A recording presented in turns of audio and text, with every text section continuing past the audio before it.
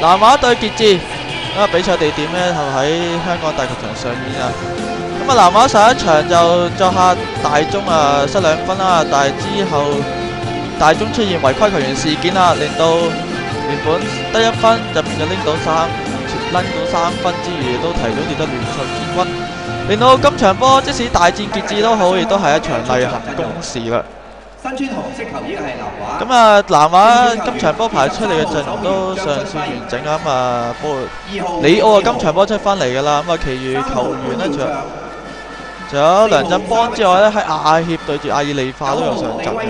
咁而傑志嘅陣容亦都係冇變動嘅，都對上幾場排出嚟嘅陣容呢，都接近一樣㗎啦。今場波亦都係傑志喺今季最後一場賽事啦，希望佢哋都能夠好頭好尾完成埋呢場波去嘅。論今季話，即係傑志有2勝1負㗎啦。唯一一次輸俾南華就係喺1月尾嘅銀牌決賽啊。咁而另外贏嗰2次就係分別喺季前熱身賽嘅時線盾啦，同埋喺今季即係09年嘅萬聖節舉行。呢場波有個長傳掉咗埋去文家，第一時間射埋去，但係射唔到，但係南華球員搞係不遠喎，落咗亞利士嘅腳下，但係亞利士又雖然面對空門，但係都把握唔到機會，先開紀錄㗎。林家偉喺呢邊，但係南華球員呢搶到個波㗎，掉到埋嚟長傳，李奧又擺脫咗羅沙道㗎啦，但係呢佢攞個波嘅時候攞得大力咗啊！如果唔係可以把握到面對咗空門，先開紀錄㗎可以。威廉嘅多一次搶多一次個波喎，左右亦都有隊友㗎啦，俾咗右手面嘅史高斯擺正個波，射埋去亦都幾有威脅㗎。今場波呢，史高斯拍住李奧陳少榮先擺後備嘅。好呢個攻勢由潘耀卓策動㗎，但係個波點知間落咗喺郭建邦度，傳咗個波俾史高斯，傳中埋去禁區，頂波嘅竟然就係潘耀卓呢一位左閘嘅老將啊，都好少我哋呢去到咁前去接應一個傳送㗎啦。傑志呢一邊呢，過到個犯規喎，拿素爾犯規就係郭建邦，兼且令到一面黃牌嘅。公民開出自由球，李志豪生個波俾咗禁區亞利士又俾到盧君儀亦都把握到機會啦，先開紀錄1-0，又跳翻泡沫慶祝啊！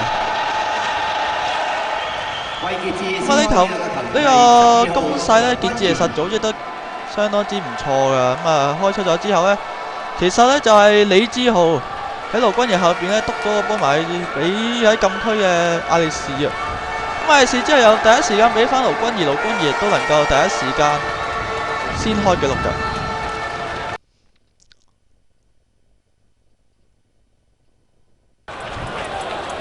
賽事嚟到下半場啦，亞利士俾到埋中間，林家偉一踢到埋嚟，射波嘅呢邊又係梁子成，差少少咧就能夠拉開到2-0啦。但係拉開唔到之後呢，李威廉喺右路快放傳到俾喺左面嘅郭建邦無人看管之下射成1-1嘅。再睇多次啊！其實喺威廉傳到埋嚟去史高斯係漏咗後面嘅，連後2個史高斯同李奧都攞唔到個波嘅。好彩郭建邦呢喺呢個情況之下呢，把握到機會追成2手嘅。跟住之後呢，史高斯就笠過咗黃振鵬射成2-1啦。兩球波相隔只係接近10分鐘啦，留意翻呢球波又係高波掉埋去喎。史高斯又利用到對方守衞羅沙道夠快之下呢，擺脫咗對手之餘，嚟到趁黃振鵬出營嗰下呢，就笠過咗，射成2-1㗎。咁啊，雖然落下一球啊，咁啊傑志並冇放棄啊。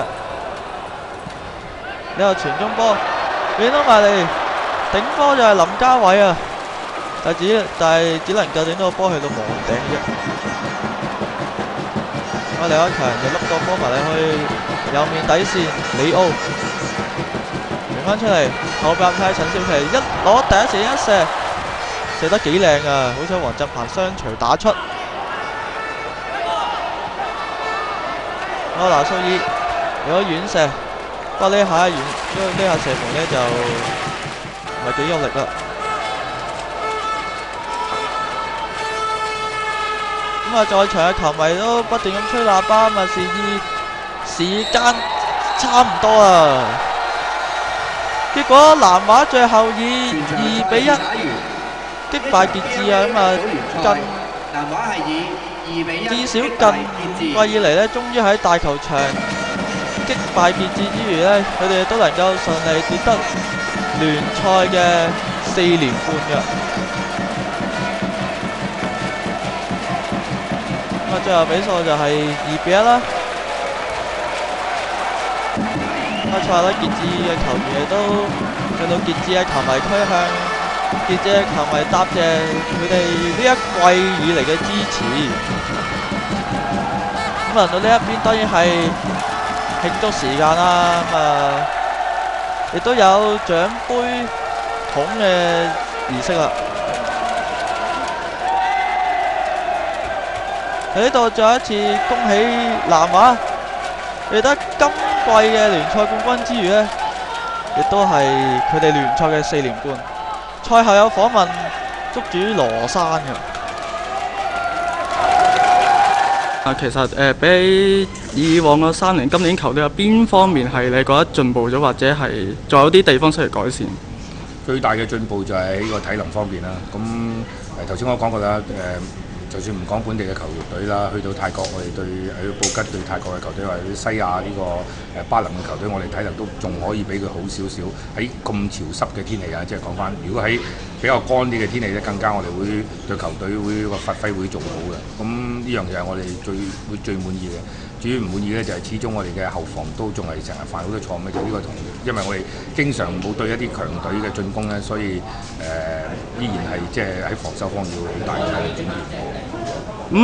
來季個轉會市場會偏向都係會喺翻後防方面着手咧。唔係，頭先除咗講後防方面咧，前邊嗰個 finishing 真係有問題。咁所以我諗前後都要有，咁但係後防比較重要，因為仲重要，因為你睇下我哋對幾場嘅國際賽事咧，都係俾一放就甩呢下咧，就係因為我哋成日冇嗰啲反擊，成日冇對到一啲好強嘅國家嘅反擊嘅。而家對翻之後，我哋係香港嘅足球最大嘅弱點就係俾人反擊。好。